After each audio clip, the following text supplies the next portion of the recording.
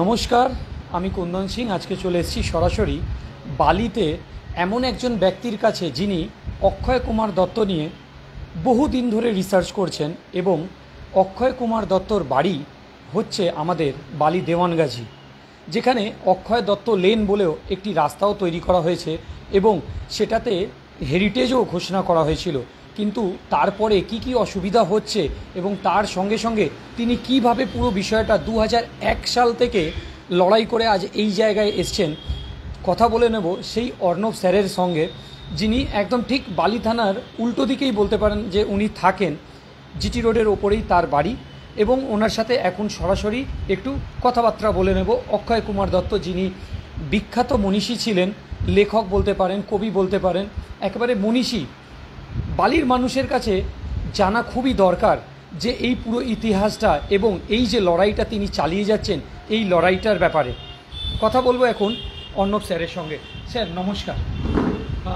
আজকে আমি আপনার কাছে এসেছি তার একটাই উদ্দেশ্য রয়েছে আমার, যে বালির বুকে, বালিটা হচ্ছে আপনারা মানে সবাই জানে দোয়াত কলম কালি, এই তিন নিয়ে বালি। তো এখানে বিখ্যাত মনীষী ঠিক আপনার বাড়ির পাশেই অক্ষয় কুমার দত্ত, এবং আমি শুনতে পেয়েছি যে 2001 সাল থেকে আপনি এটা নিয়ে লড়াই করছেন এবং হেরিটেজও ঘোষণা হয়েছিল। তারপরে অনেক চক্রান্ত করে সেটাকে এখন বিক্রি করার একটা চক্রান্ত চলছে, সেটা শোনা কথা। কতটা সত্যি সেটা আপনি হয়তো বলবেন। আমাকে একটু জাস্ট যদি বলেন যে 2001 সাল থেকে কিভাবে আপনি লড়াইটা চালিয়ে যাচ্ছেন। সেটা বলবার আগে আমি একটা কথা মানে তোমাকে একটু ধরিয়ে দিই। তুমি বললে যে কবি, অক্ষয় দত্তকে ঠিক কবি বলে দাগিয়ে দেওয়াটা শুধুমাত্র ঠিক হবে না, কারণ বাংলা ভাষার প্রথম গদ্যের যে স্ট্রাকচার, কাঠামো বলতে যা বুঝি, সেটি অক্ষয় দত্তর করা। এবং বাঙালি যে প্রথম বাংলা ভাষায় বিজ্ঞান চর্চা করতে শিখলো, সেটাও অক্ষয় দত্তর হাত ধরে।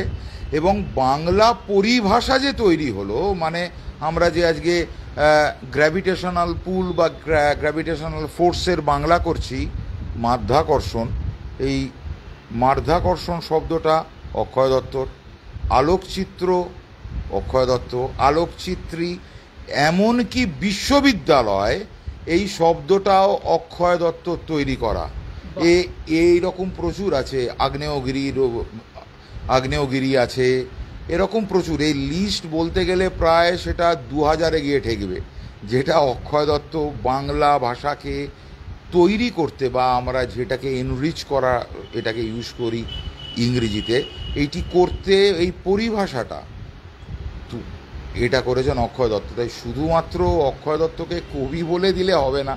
এবং তার সাথে সাথে ভারতবর্ষীয় উপাসক সম্প্রদায়ের মতো বই, যেটা একদম পুরো ফিল্ড ওয়ার্ক, সেটিও অক্ষয় দত্তর করা।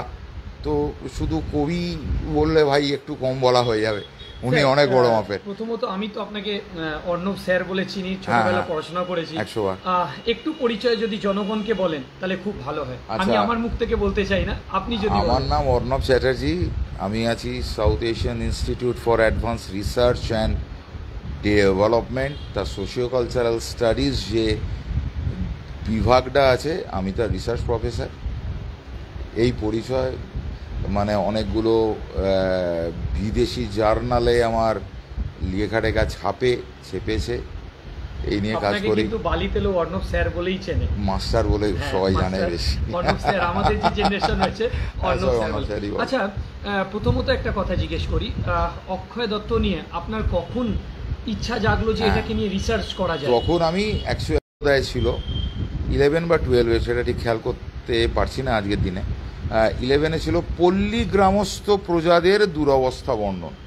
এটা অক্ষয় দত্তর একটা প্রবন্ধ, যেটা ছাপে তখনকার কালে তত্ত্ববোধিনী পত্রিকাতে। তো এটা আমাদের স্কুলে পাঠ্য ছিল। তো অবভিয়াসলি অন্য পাঠ্যগুলোর মতো ওগুলো আমরা পড়লাম সবাই। এবার লেখক পরিচিতিটা করতে গিয়ে দেখছি উনি থেকেছেন বালিতে। এবার অবাক কাণ্ড, বালিতে এত বড় লোক। সেই থেকে শুরু হলো খোঁজা, বালির কোথায়, জানা গেল দেওয়ানগাজি তলায়। আচ্ছা, তারপরে কি হলো, এগুলো করতে করতে ওনার যিনি বায়োগ্রাফার মানে জীবনীকার, তার তার নাম হচ্ছে মহেন্দ্রনাথ রায়, তার বই আমার হাতে এলো। সেই বই থেকে এবার শুরু হলো আমার স্টাডি। এবং এটা এত বড় একটা জায়গা, এটা এইভাবে থাকবে, মনীষী একজন, অত তার কাজকর্ম, আমি সব মানে ভেবে অবাক হয়ে গেলাম। তারপরে স্কুল পাস আউট হলো, তারপরে কলেজ, এবং এইটা আমার মানে সেই সময়তে অক্ষয় সম্বন্ধে আমি জানছি, এনরিচ করছি আর কি, শুরু করেছি, জানছি, এটা করছি। তারপরে আমি আমার হলো যে না, এটাকে হেরিটেজ করা দরকার, কারণ ওটা তখন অলরেডি হেরিটেজ কী জিনিস জানা টানা তার একটা ভালো আইডিয়া হয়ে গেছে।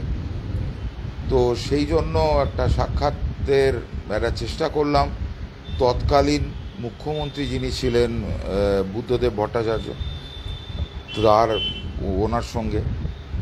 তার সাথে কি দেখা হয়েছিল? হ্যাঁ, 200% রাইটার, সে দেখা হয়েছিল।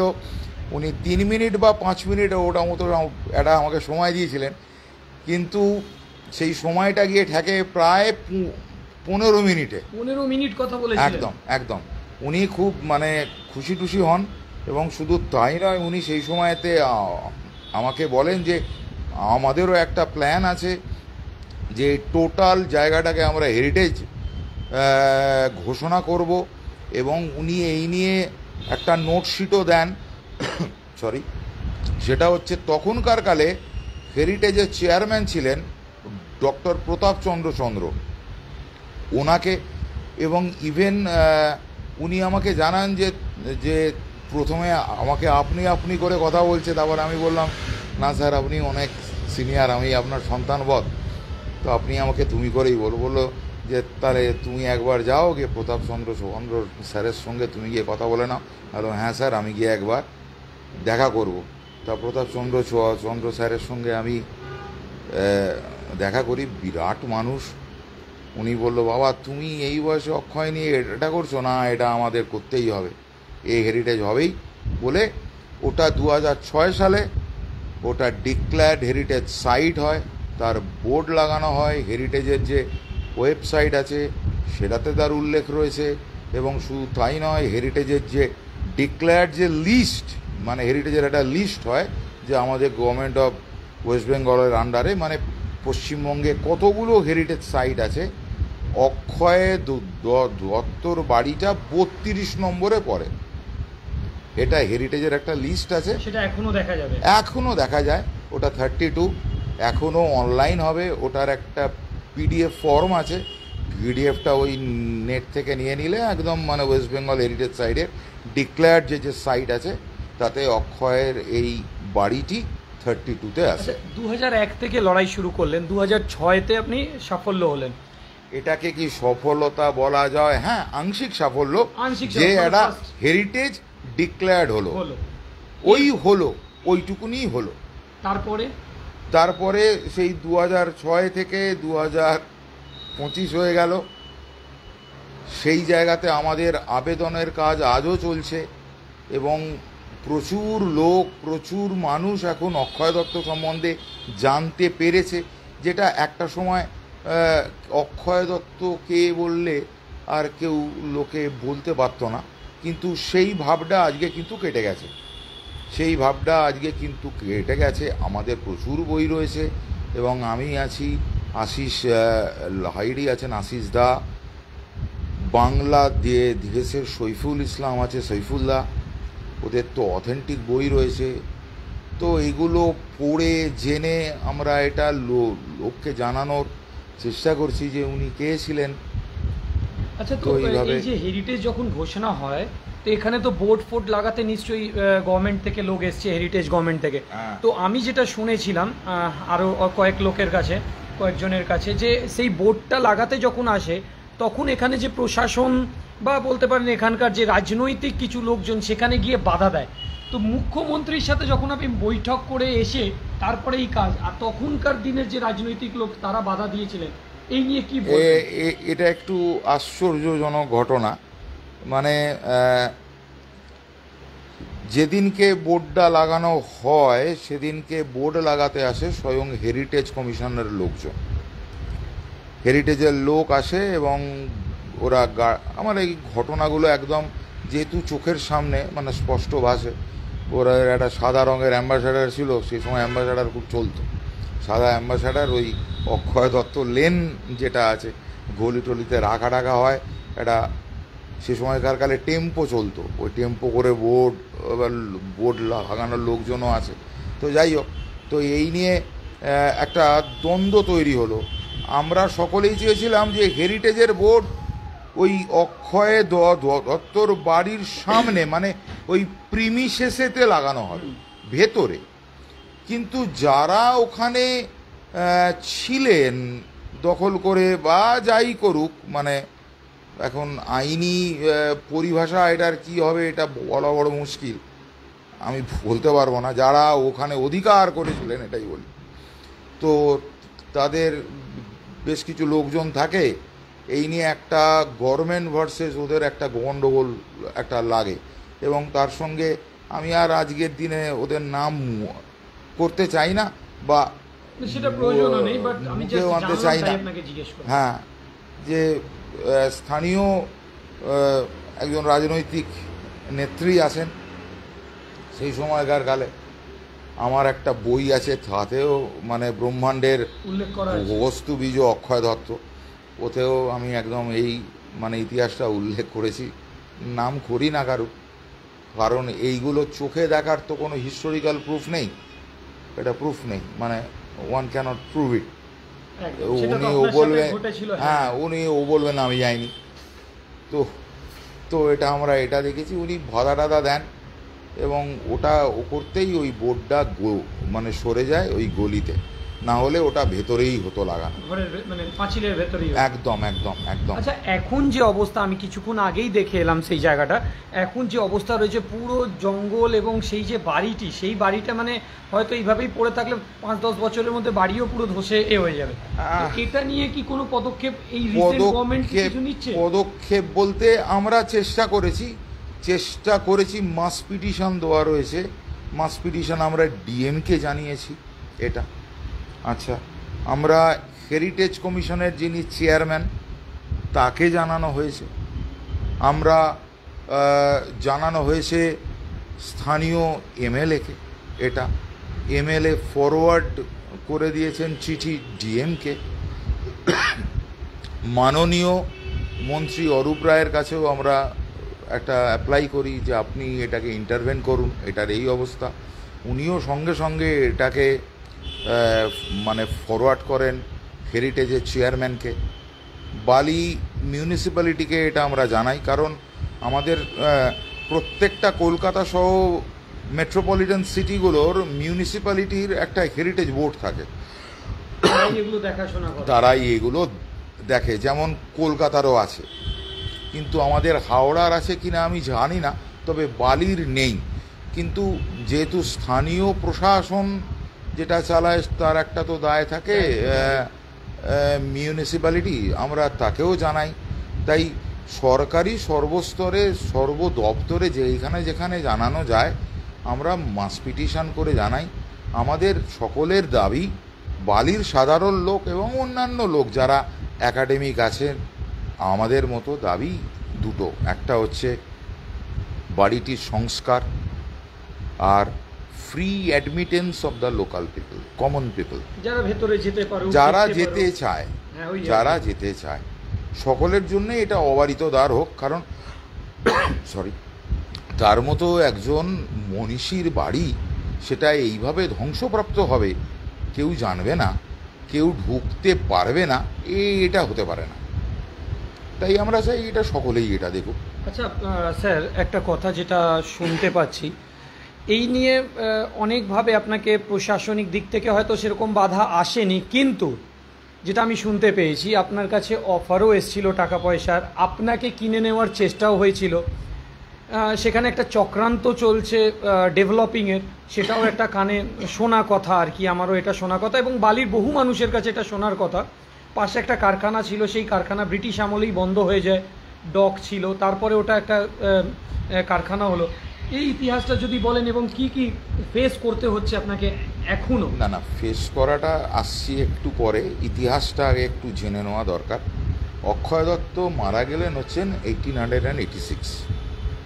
মারা যাওয়ার আগে উনি একটা উইল করেন, ইচ্ছাপত্র উইল করেন। উইল করে, এটা জানা নেই হয়তো আমাদের সকলে, বালিতে ওনার 3টে বাড়ি।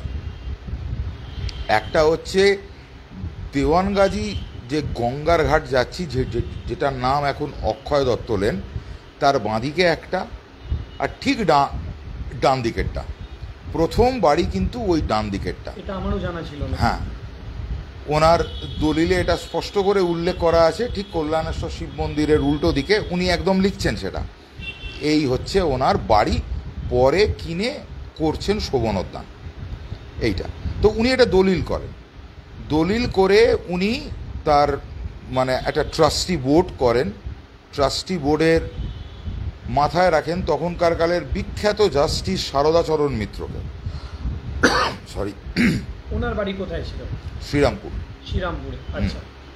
তো উনি এটা করেন। করার পরে ওই ডান দিকের পোর্শনে যেটা বাড়ি, মানে কল্যাণেশ্বর শিব মন্দিরের উল্টো দিকে, উনি ওটা ওনার ছোট ছেলে আর নাতি কবি সত্যেন্দ্রনাথ দত্তকে দিয়ে দেন।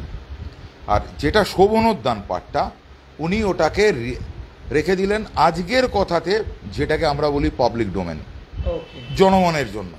যারা লেখাপড়া করতে চায়, যারা রিসার্চ ওয়ার্ক করতে চায়, এটা তাদের জন্য। এবার এই বাড়ির ভাড়া বা মেনটেনেন্সের জন্য উনি একটা প্রভিশন রাখেন যে তোমরা এটাকে অন্য রেস্ট অফ দ্য পার্ট ভাড়া দিতে পারো, ভাড়া দিয়ে এটার খরচাটা তুমি তুলবে, চালাতে হবে। হ্যাঁ, এটা কিন্তু উনি উল্লেখ করলেন। এবারে এটা দীর্ঘদিন উনি তারপরে এক্সপায়ার করে গেলেন। মারা যাওয়ার বেশ কিছু বছর পরে আমি এটা এস্টাবলিশ করি, সত্যেন্দ্রনাথ দত্ত এটা steam navigation company of India তাকে লিজে দিয়ে দেন। যেহেতু ওই ভাড়ার প্রভিশনটা ছিল, হ্যাঁ, ওটা থেকে যদি তাই লিজ হয়ে গেল, বাঁচিয়ে রাখা যায় আর কি। না, উনি ওটা লিজে চাপিয়ে দিলেন, ঠিক আছে। এবার লিজে যে চাপিয়ে দিলেন, চাপানোর পরে সত্যেন্দ্রনাথ তো তারপরে এক্সপায়ার করে যায়। এক্সপায়ার হয়ে যাবার পরে এবার ডক চলতো, স্টিম নেভিগেশনের কাজ ছিল জাহাজ মেরামত করা। তো সেই জন্য এখানকার স্থানীয় লোক ওটাকে ডক বলেই জানে। আজকে এটার এত প্রচার প্রসার আমরা চেষ্টা করছি অক্ষয় কে ছিলেন এটা জানানোর জন্য, সেটার জন্য লোকে কিন্তু আজকে জানে যে ওটা অক্ষয় দত্তর বাড়ি। সরি, পরে ওটা ডক হয়েছে, কিন্তু ডকটা চললো অনেক দিন চললো। পরে দুটো ব্রিজ খাড়া হয়ে যায়, একটা হাওড়া ব্রিজ আর একটা হচ্ছে বালি ব্রিজ, এবং গঙ্গার নাব্যতাটা কমতে থাকে। সেই জন্য বড় জাহাজ আসা এটা কিন্তু বন্ধ হয়ে গেল। তাই ছোটোখাটো রিপেয়ারিং চলতো। তারপরে ভারত স্বাধীন হলো। স্বাধীনতা লাভের পরে 1950 অবধি এটা ছিল যা পাচ্ছি। 1950-এর পর ধীরে ধীরে ডক বা জাহাজ রিপেয়ার বা এইটার এটা বন্ধ হয়ে যায়, ব্যবহারটাই চলে গেল। আচ্ছা, তাহলে আমার এইখানে আর এই একটা আউটলেট চালিয়ে লাভ নেই, ওরাও উঠে গেল। পরবর্তীকালে এখন যারা আছে তাদের এই পাওয়ার ইতিহাসটা একটু ধোঁয়াশা, ও মানে আমার কাছে ধোঁয়াশা। আগের যা আমরা রেকর্ডগুলো পাই, গভর্নমেন্ট রেকর্ড, সেগুলো ঠিকঠাক আছে, মানে ওতে মানে ইতিহাসের ডিলাইনেশনটা করা যায় ঠিক মতো করে, মানে রূপরেখাটা টানা যায়। পরেরটা একটু ফিকটিশাস হয়ে গেছে। উঠে যাওয়ার পর হ্যাঁ, যারা এলো এখানে এলো, এটা একটু কোনো ইতিহাস না না না না কি কি কি মানে কি করে এলো, কিভাবে এলো, কি ডকুমেন্টেশন, একদমই তাই। এটা ফিকটিশাস হয়ে গেছে। আচ্ছা, এখন কি সিচুয়েশন? ওই এখন সিচুয়েশন, ডক তো আর নেই আজকে। একটা ফ্যাক্টরি শেড, ওরা ওই শেড ছিল, সে ফ্যাক্টরিটা চলতো। ফ্যাক্টরিটা চলতে চলতে আর তো এখন ফ্যাক্টরি চলেও না বোধহয়। আর অক্ষয়ের যে দুটো বাড়ি ওই প্রিমিসেসের ভেতরে রয়েছে, সে তো ভগ্ন প্রায়। মানে যে কোনো সময় একদম ভেঙে ভুঙে সবটা শেষ হয়ে যাবে, মানে নিঃশেষ হয়ে যাবে। ইতিহাসটাই শেষ হয়ে যাবে। ইতিহাস শেষ হবে না, ইতিহাস তো অক্ষয় দত্তকে আর শেষ করা কারুর পক্ষে সম্ভব নয়, কিন্তু ওই বাড়িটা শেষ হয়ে যাবে, মানে ওনার স্মৃতি যে স্মারক সেইটা শেষ হয়ে যাবে, সেটা শেষ হয়ে যাবে। তাই আমরা বারবার করে চাইছি যে ওটা রেস্টোরেশন করা হোক, যে কোনো মূল্যে রেস্টোরেশন করা হোক। কারণ এত বড় লোক, আমি একটু আগেই এটা বললাম যে বাংলা গদ্যের কাঠামো তৈরি করলেন যিনি, এতগুলো পরিভাষা তৈরি করলেন, বাংলায় যুক্তিবাদের জনক বলা চলে, তার বাড়ির এই অবস্থা, তার বাড়ির এই অবস্থা। তো এটাকে আমি কি হিসেবে বলবো, তাও পশ্চিমবঙ্গে, তাও বালির মতো একটা পুরনো জনপদে, এটা মানে আমাদের কাছে সত্যি খুব লজ্জার। আমরা ঋণ স্বীকার করি সব সময় ওনার কাছে। তত্ত্ববোধিনী পত্রিকা উনি মারা যাওয়ার পরে তত্ত্ববোধিনী পত্রিকাতে ফলাও করে এটা লিখলো, ওনার এত কাজকর্ম, এত কিছু, বাংলা ভাষা, বাঙালি ওনার কাছে ঋণী। আরে ঋণী তো ঠিক আছে, কিন্তু ঋণ করলে ঋণটা তো পরিশোধ করতে হয়, তো শোধ করতে হবে তো। তা এই ঋণ শোধের দায়টা কেউ আর নিচ্ছে না। আমরা কিছু লোকজন আছি, বালির কয়েকজন লোক, যারা ওই ঋণটা পরিশোধ করতে হবে ভাই, এইটা হিসেবেই এই আমাদের চেষ্টা। আচ্ছা, এইটা করতে গিয়ে কেমন ভাবে হেনস্থা বা এই যে কিনে নেওয়ার কথা, এটা আমি কিন্তু শুনেছি, এটা আপনি ডিনাই করতে পারবেন না স্যার। এটা আমি শুনেছি যে একটা ভালো টাকা অফার হয়েছিল, হয়তো সেই টাকা নিয়ে আপনার জীবন একটা আলাদা সেটেল হয়ে যেত বা অন্যভাবে জীবনটাকে যাপন করতে পারতেন, কিন্তু আপনি সেটা ডিনাই করলেন। কি ছিল? ডিনাই নয়, কোনো টাকা দিয়ে আমার মনে হয় যারা ট্রু স্কলার, যারা সত্যিকারের মানুষ, যারা, তাদের ঋণে বিক্রি নেই। হ্যাঁ, একটা অফার এসেছিল, 100 বার ঠিক, একটা অফার এসেছিল অনেক দিন আগে। অ্যামাউন্টটা খুব মানে একটা বড় অ্যামাউন্ট, যাই হোক আমি সেসবগুলো না বলার, এগুলো কোনো তো মানে এ করার নয়। তো যাই হোক, একটা অফার এসেছিল যে আপনি ভাই এটা নিন, এটা থেকে সরে যান। এটা কেন, মানে কোনো কি ওখানে কোনো রকম ভাবে কি কোনো ডেভেলপিং বা কোনো রকম ভাবে চক্রান্ত চলছে? এটা হয়তো তাই যে আমাদের ওই মাস পিটিশন দেওয়া, সরকারের সর্বস্তরে সবাইকে জানানো যে এটা এই জায়গায় আছে, এটাকে রেস্টোর করো, এই আমাদের অক্ষয় দত্তকে বাঁচিয়ে রাখা, তার বাড়িটাকে মানে সত্যিকারের সংস্কার করা, এটা করলে যাদের অসুবিধে হতে পারে হয়তো তারাই করেছে। তো যিনি এসেছিলেন তিনি তার নাম গোত্র কে পাঠিয়েছে সব আমাকে জানাননি, নিজের পরিচয় দিয়েছিলেন, নিজের পরিচয় কিছু দেননি। সিনিয়র লোক, তিনি ইতিহাসটাকে একটুখানি গুলিয়ে দেওয়ার একটুখানি চেষ্টা করলেন। প্রথমে একটু ভয় দেখালেন যে এটি থেকে না সরে এলে আপনার সমূহ বিপদ হতে পারে। আমি বললাম বিপদ আর কি হবে, এত বছর ধরে এটা করছি। তা তিনি একটা সেই সময়কার একটা কথা ইউজ করেছিলেন যে আপনি ফর্সা হয়ে যেতে পারেন।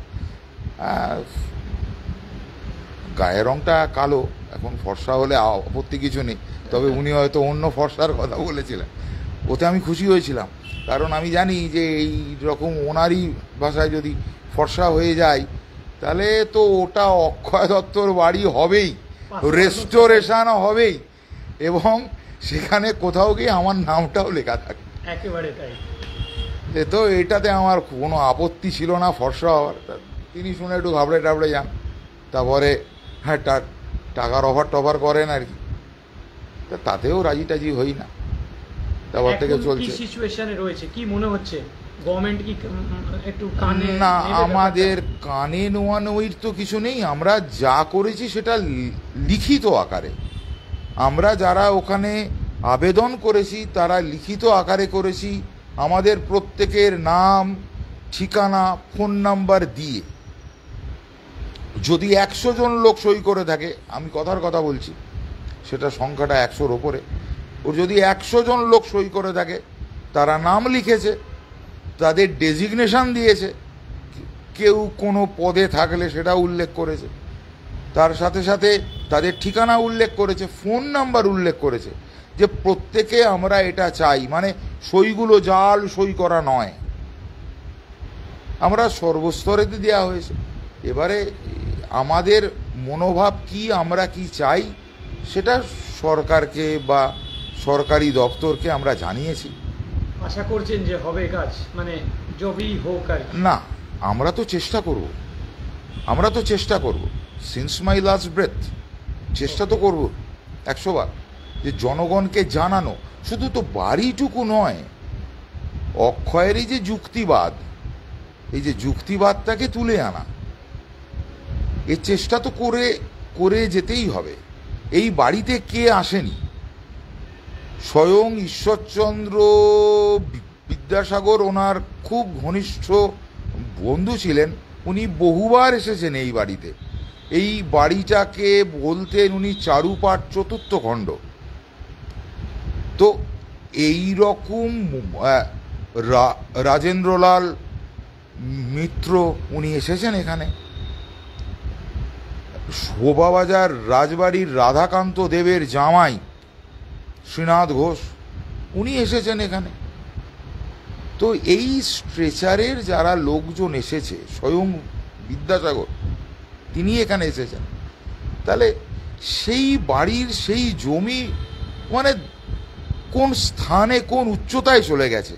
আর অক্ষয় দত্ত যে উনি শুধু বাড়িটা তো আর বাড়ি ছিল না, ওনার থাকার নয়, প্রথম ব্যক্তিগত উদ্যোগে করা বোটানিক্যাল গার্ডেন এখানে ছিল, এইটা শোভনোদ্যান, বিভিন্ন গাছ, শুধু তাই নয়, বিভিন্ন জীবজন্তুর অস্থি প্রত্নতত্ত্ব, মানে একটা নৃতত্ত্ব সংগ্রহশালা। এইটা বিখ্যাত বই ভারতবর্ষীয় উপাসক সম্প্রদায় এই বাড়িতে থেকে লেখা, যেটা মানে আজকের দিনে আমরা কল্পনা করতে পারি না। এইরকম একটা জায়গা উনি এটা উদ্বুদ্ধ হন হচ্ছে সেই সময়কার কালে বা একটু তার আগে ইউরোপের বিখ্যাত মানে কি বলবো একজন দার্শনিক ছিলেন ফ্রান্সিস বেকন। ওই বেকনের প্রিন্সিপালে একটা নিউ আটলান্টিসের একটা মানে চিন্তা ভাবনা ছিল। উনি তার এটাকে এইখানে একটা হাতে কলমে সেটাকে প্রমাণ করেন শোভনোদ্যান। এই আইডিওলজি, এই যে যুক্তিবাদ, এইরকম একটা জায়গা থেকে শোভনোদ্যান আজকে পুরো ধ্বংসপ্রাপ্ত। মানে শোভনোদ্যানের এই অশোভন পরিণতি, জঙ্গল হয়ে গেছে, কোনো কিছু নেই, কারুর কোনো মানে একটা মিনিমাম চিন্তা ভাবনা নেই যে আজকে আমরা কি জায়গায়, যে বাংলা ভাষায় এই যে কথা বলছি, তুই আমার আজকে ইন্টারভিউটা নিতে এসছিস আমার ছাত্র, এই যে বাংলা ভাষা, এর উপরে তোর মানে ও না থাকলে হয়তো এই ভাষাটায় আমি কথা বলতে পারতাম না। গদ্য যে লেখা হয়, এই লেখাটাও হয়তো সম্ভবপর হতো না। এই যে এতগুলো পরিভাষা আমরা যে ইউজ করছি, সেইগুলো করা যেত না। তাহলে তাকে আমরা আজকে ভুলতে বসেছি, ভুলিয়ে দিচ্ছি বা ভুলে যাচ্ছি। ভেবেই খারাপ লাগে, ভেবেই খারাপ লাগে, ভেবেই খারাপ লাগে। ঠিক আছে স্যার, আপনার অনেকটা সময় নিলাম আজকে, কিন্তু এই যে ইতিহাসটা আপনি যেটা বললেন, এটা বালির মানুষ কেন, হাওড়া ভারতের প্রত্যেক যেখানে বাঙালি রয়েছে তাদের কাছে যদি পৌঁছায়, তারা কিন্তু এটা দেখবে এবং এটা নিয়ে তারা উচ্চবাচ্ছাও করবে। হ্যাঁ, এটা আমরাও সেটা চাই যে সকলে এগিয়ে আসুক, সকলে এগিয়ে আসুক। আমাদের ইতিহাসটাকে তো সংরক্ষণ করতে হবে, এই দায়টা তো আমাদের। একদম, ওনারা যে কাজ করে গেছেন সেইটা তাদের দায় ছিল, কিন্তু ওনাদের কাজ বা করা, সেটাকে রক্ষা করা, এই দায়টা আমাদের। আমাদের এই দায় থেকে মুখ ফেরালে হবে না, এবং এই ঋণ পরিশোধ করবার একটা দায় আছে আমাদের সকলের, কি বাঙালি হোক কি অবাঙালি হোক, আমাদের সকলের। একদম। মনীষীর ওই রকম ভাগ হয় না যে উনি ওই, উনি তাই, উনি তাই, উনি সবার। কারণ ওগুলো থিঙ্ক ট্যাঙ্ক। আমি একটুখানি একটা মানে কথা বলি, বিধবা বিবাহ নিয়ে আন্দোলন চলছে, ভয়ঙ্কর আন্দোলন। সেই সময় ঈশ্বরচন্দ্র বিদ্যাসাগর উনি পরাশর সংহিতা থেকে একটা কোট করলেন নষ্টে মৃতে প্রবজ্জিতে ক্লীবে চ পতিতে পতৌ। যে কারোর স্বামী এটা যদি নষ্ট হয়, কারোর স্বামী ওটা যদি নপুংসক হয় ক্লীব, কারোর স্বামী এটা যদি দূরে চলে যায় প্রবজ্জিতে, নষ্টে মৃত কেউ যদি হয়, নষ্টে মৃতে প্রবজ্জিতে ক্লীবে চ পতিতে পতৌ, সেই স্ত্রী দ্বিতীয়বার বিয়ে করতে পারে। এটা ওনাকে একটা শাস্ত্রীয় ব্যাখ্যা তুলতে হলো, কারণ সেই সময়কার আইনে শাস্ত্র না অনুমোদন করলে আইন অনুমোদন করতো না। এবার এই যে আমি বলছি বঙ্গে যুক্তিবাদ, এটা অক্ষয় নিয়ে এলেন, অক্ষয়ে এসবের ধার ধারলেন না। উনি পরিষ্কার একটা কথা বললেন, একই রক্ত মাংসে গড়া নারী ও পুরুষ, একদম নারীর যে যে গুণ বা দোষ আছে পুরুষেরও সেই সেই গুণ বা দোষ আছে। পুরুষ যদি দ্বিতীয়বার বিয়ে করতে পারে তাহলে নারীর দ্বিতীয়বার বিয়ে করতে বাধা কিসে? পরিষ্কার যুক্তি। এইটা কোন সময়তে? 1853-54 এই সময়তে বলছেন, মানে 19th সেঞ্চুরির একদম গোড়ায়। পরিষ্কার যুক্তি। এটা তো কিছু হয় না। অনেক অনেক ধন্যবাদ। আবার ধন্যবাদ। সুযোগ হলে নিশ্চয়ই আসবো। আজকের এই যে সরাসরি লাইভটা এখানেই শেষ করব, এবং আপনাদেরকেও বলে দিই, যারা আমার এই ভিডিও দেখছেন পুরো ভিডিওটা ভালো করে শুনুন। যদি অক্ষয় কুমার দত্ত নিয়ে কিছু জানার থাকে আপনারা আমার সাথে যোগাযোগ করতে পারেন, আমি এই স্যারের সঙ্গে যোগাযোগ করিয়ে দেবো, এবং এখানেও নাম্বার দেওয়া থাকবে, সেখানেও আপনি যোগাযোগ করতে পারেন। যারা রিসার্চার্স রয়েছেন, যারা জানতে চাইছেন অক্ষয় কুমার দত্তর বিষয় নিয়ে, সেই সব বিষয় ওনার কাছে এসে জিজ্ঞেস করলে তিনি বলে দেবেন। যাই হোক, বালির মানুষ এবং যারা আমার ভিডিও দেখছেন তারা এই ভিডিওটা শেয়ার করুন। এবং এক কথা যিনি ওটা বললেন সেটা আমিও বলতে চাইব, যে বাংলা ভাষার ওপরে যে ঋণ তিনি রেখে দিয়ে গেছেন সেটা শোধ করার সময় এসে গেছে। আরেকটা জিনিস জোর গলায় বলবো, যারা ওখানে ডেভেলপার্সরা হোক বা যে হোক, ওখানে কিনে ওখানে ডেভেলপিং করার চিন্তা ভাবনা করছেন, তারা সেই চিন্তা ভাবনা ভুলে যান। কারণ যতদিন এই স্যার অর্ণব স্যার এখানে রয়েছেন, টিল লাস্ট ব্রেথ অবধি তিনি কিন্তু এই নিয়ে লড়াই করে যাবেন। এবং ওনার সঙ্গে রয়েছে বালির বহু বড় বড় মানুষ, যারা সেই মাস ডেপুটেশনে সাইন করেছিল। এবং আজ থেকে আরেকটা নাম সেখানে জুড়ে গেল, আমার নিজের নাম, আমারও নাম আজ ওই মাস ডেপুটেশনে জুড়ে গেল। হয়তো আমি সই করিনি, কিন্তু মৌখিকভাবে বলছি যে আমারও সই ওখানে হয়ে গেল। এবং এটাকে বাঁচানোর জন্য, এটাকে রিস্টোর করার জন্য যতটা পারা যাবে আবেদন দেওয়া তারা দেবে, তাদের সঙ্গে আমিও রয়েছি। আবার দেখা হবে কোনো একটা খবর নিয়ে, কোনো একটা গুরুত্বপূর্ণ এরকমই বিষয় নিয়ে, বা কোনো একটা ব্যক্তির সাথে কথা বলবো আবার এই বিষয় নিয়ে। ততক্ষণ জন্য ধন্যবাদ।